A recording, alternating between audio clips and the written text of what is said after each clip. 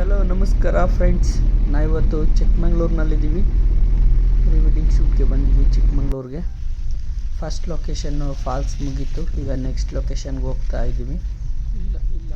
ಯಾವುದಾದ್ರೂ ಒಂದು ಒಳ್ಳೆ ವ್ಯೂ ಪಾಯಿಂಟಲ್ಲಿ ಶೂಟ್ ಮಾಡೋಣ ಅಂತ ಲೊಕೇಶನ್ ನೋಡ್ತಾ ಇದ್ದೀವಿ.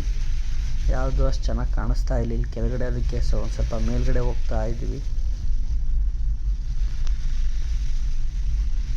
ಕೆಳಗಡೆ ಎಲ್ಲ ಬಿಸಿಲಿದೆ, ಮೇಲ್ಗಡೆ ಹೋಗ್ತಾ ಹೋಗ್ತಾ ಫುಲ್ ಫಾಗ್ ಇದೆ.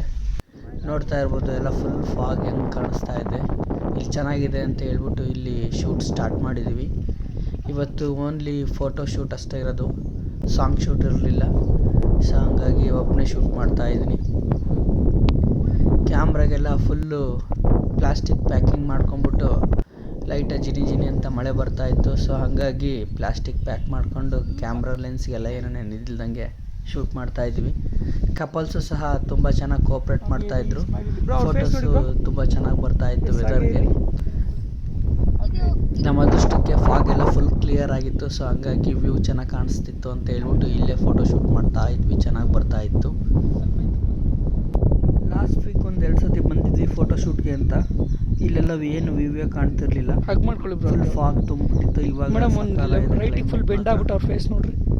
ಬನ್ನಿ ಇದ್ರ ಫೋಟೋಸ್ ಎಲ್ಲ ಅಪ್ಲೋಡ್ ಮಾಡಿರ್ತೀನಿ.